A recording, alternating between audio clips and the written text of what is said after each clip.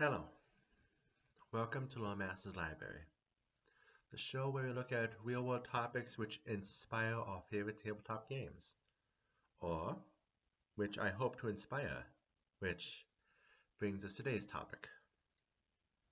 This is primarily a Pathfinder channel, even though I do try to dip wider when it comes to the library episodes. And the big thing happening in Pathfinder is war. So this month we are going to be walking through several historic wars to see if they can inspire any of us in our tabletop games. We start today with one of history's most legendary rivalries, the Punic Wars between Rome and Carthage. So a brief look at the competitors. First, Rome needs little introduction. The people of the Italic Peninsula would go on to conquer a large part of Europe, becoming an empire many today still try to emulate. The other side we have Carthage. Starting as a Phoenician colony on the coast of Africa, the city gaining independence and began taking over the many other colonies of its former parent. It was not long before the city became an empire, with its magistrates running its colonies across the Mediterranean. Of course, according to legend, these nations were on a collision course from the very beginning. Carthage was said to be founded by the legendary Dido, who welcomed in the last survivors of Troy. With them, she fell in love with Aeneas. However, the Trojans left to continue to fulfill their destiny of being the ancestors of Rome, and the broken-hearted founder of Carthage cursed them to forever be at war with her people, making enmity their destiny. As Rome spread, they eventually reached the sea.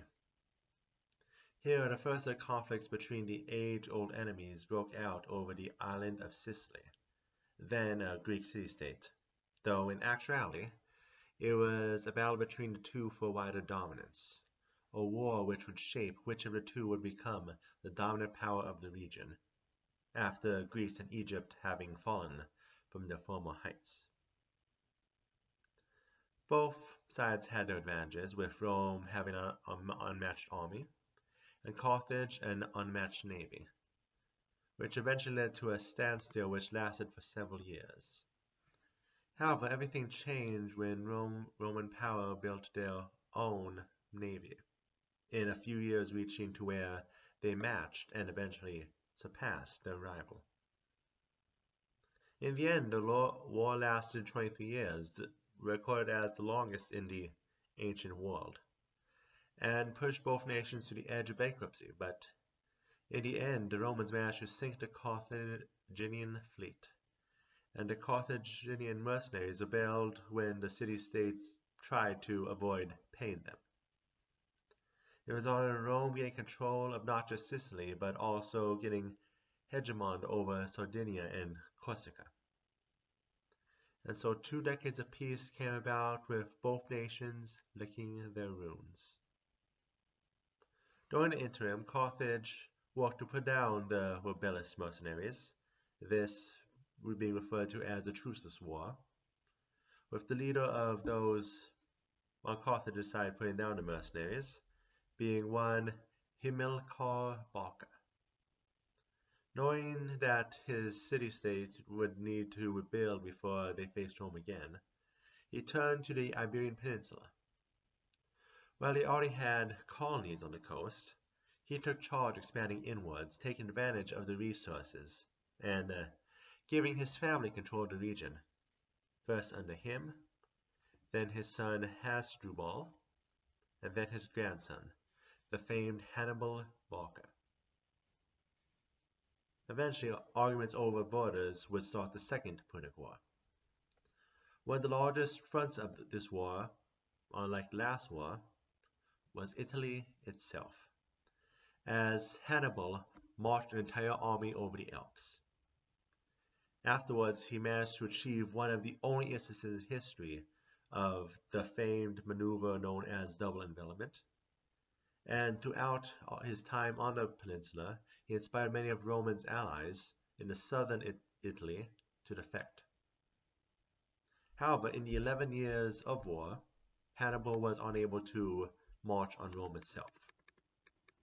While, at the same time, the Romans attacked the Iberian Peninsula, where they managed to blockade any reinforcements.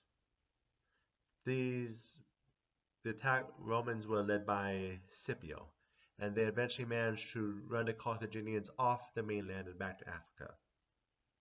And on the African home field, one of Carthaginian's allies of the Numidian tribes turned and sided with Rome, drained the city-state's resources in local battles. Even when the rebellion was eventually put down, Carthage was forced to sign a peace treaty with Rome, which they then broke as soon as Hannibal returned home, only for them to lose to Rome's ground invasion and have to sign another.